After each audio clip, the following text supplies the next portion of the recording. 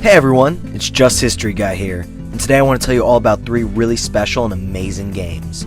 The early Persona games, 1 and the 2 duology, that came out in the late 90s. Now, I've talked about these games quite a few times, especially Innocent Sin, and my love for these games are well known. But why? Why do I love these games so much and continue to talk about them? I didn't play them when they came out, but much later, and neither were my first ever Persona game.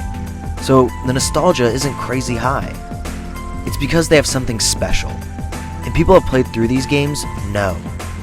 And for those of you who have only played Neo Persona 3, 4, and 5, there are aspects about these original games that new fans have been clamoring for. So let's start there.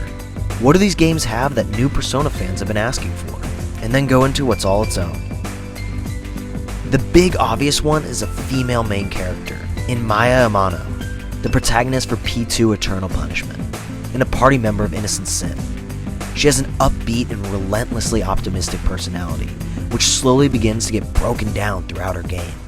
As the first female Persona protagonist, she is also the oldest, at 23 years old. That's right, a non-high school party member. Another thing fans have been asking for. Adult members.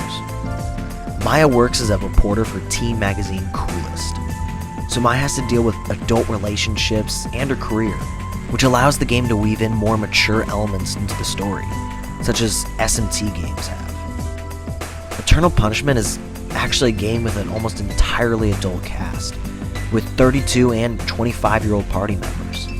The age ups and the relations to SMT allows the early Persona games to have tremendously dark themes and great stories that are serious while not forgetting to have the goofy and upbeatness when the moment calls for it.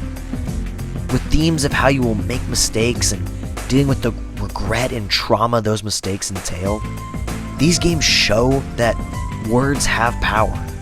The games also have small interconnecting threads that make the world feel like it moves forward. Characters from Persona 1 will be in Persona 2. For example, Yukino, who went to St. Hermelion High and was a party member in the first game, also becomes a party member in P2 Innocent Sin, where she is now 20 years old. Aspects like this allow the games to feel more than just one-offs and are something of an interconnecting world. The main character of Innocent Sin, Tatsuya, is also an important character in Eternal Punishment, who has to deal with the struggle of the decision of letting those close to him move on and forget him. So what else sets the early Persona games apart? Well, for one, it's their unique atmosphere. Persona 1 and 2 have distinct atmospheres compared to the later games in the series. They blend elements of urban fantasy, supernatural, and psychological horror, creating a darker and more mysterious tone. The games even introduce elements of Lovecraftian madness. The great art style of these games also fit perfectly with the tone. Kazuma Kaneko made utterly amazing designs, and he remains to this day my favorite video game artist of all time. Just look at some of these. They're truly special with so much detail. His art style is so unique and really sets these games apart. And while I love the newer Persona designs, I do miss Kaneko. Early Persona, especially 2, also has some of the best written characters of any video game, period. The characters have deep flaws and struggles with personalities that are not generic at all, or break free from those constraints entirely. And these games came out in the late 90s. You also felt the effects of your actions in these games. For example, in Innocent Sin, there is a rumor mechanic to the game that allows you to spread rumors and make them come true.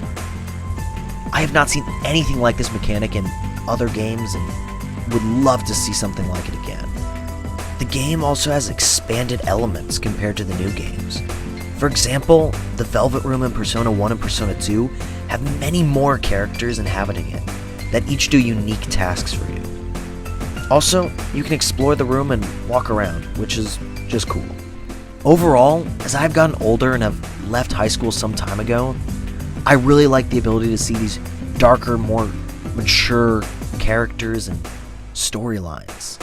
Also, these games really are their bang for their buck. I mean, Persona 1, for instance, has 2 main storylines, with the original and the Snow Queen quest. And both of them should be played when you play the game. So I hope I've inspired a few of you to check out these great games, because as a Persona, SMT, or just plain JRPG fan, I think all 3 of these games are worth your time. So please like and subscribe and share the video. It really helps the channel and lets me see what you guys like to watch. Thank you, and have a great day.